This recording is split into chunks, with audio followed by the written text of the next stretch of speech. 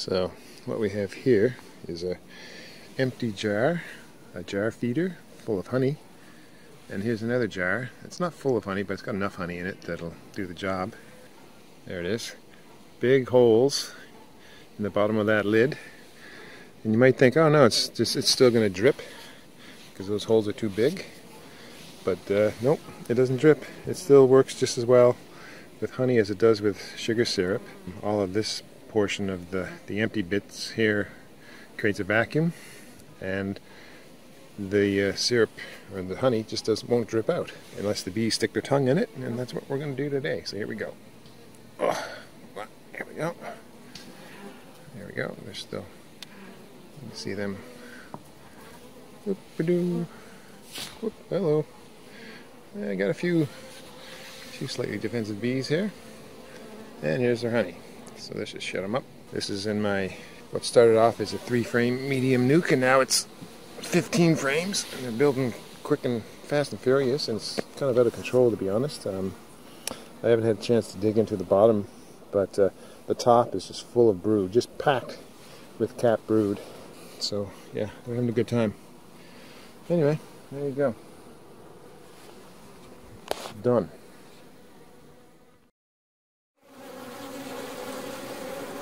So here's another hive that just seems to be bursting with bees.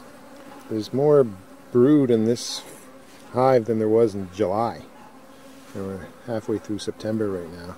The bees in this hive, they're even producing drones, which is something that doesn't happen unless there's an excessive amount of resources coming in. So I guess there's still an excessive amount of resources coming in. But yeah, it's kind of bonkers. But this is how I plan to overwinter this hive. It's 3 mediums, and the brood nest is in the 2 bottom mediums. And that top medium was just blocked with honey.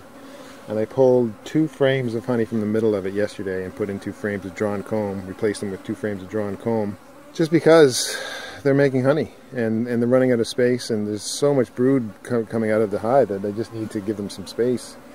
So I'm just not pulling the whole box, but I'm just pulling individual frames as we go along.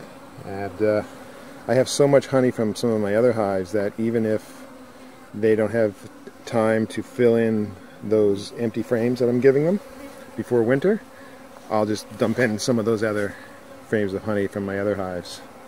But a lot of brood, a lot of bees. Some of my colonies were expelling the drones a month ago, and now it's not happening. I don't know what's going on. It's really strange. This hive was originally in St. John's. I brought it into St. John's because I wanted it to take advantage of the nectar flow in there. But it seems that I brought it in just as there was a bit of a dearth in St. John's, and it didn't build up, it didn't do anything in St. John's. So I brought it here, back out to Flat Rock, and it's gone off the hook. It's just really going crazy. So if this was in the middle of July, I would definitely put another box on top of it, just by the way they're going. But I'm just not confident that this warm weather and this excessive amount of nectar that's on the flow right now will continue for another month. So I think it could just end any day now. Maybe it'll go on, I don't know. And I got a little bit of a bee that's telling me to go away, so I'm going to go away.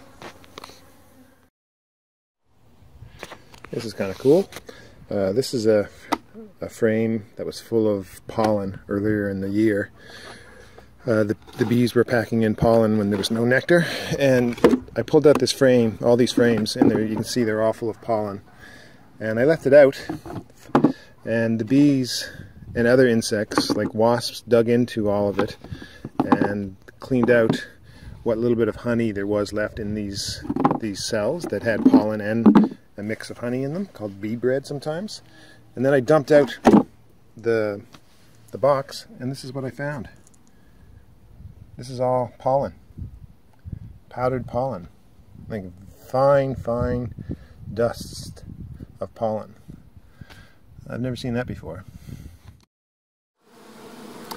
This is something that you don't always hear about in the beekeeping books, and I'm not sure how well you can see it in this shot, but these bees are favoring this side of the bottom entrance, and they're fanning the bottom entrance on the left side of the hive, possibly because they're trying to cure nectar into honey, but they also do that when they're regulating the temperature inside the hive for brood regulation, for the temperature of the brood.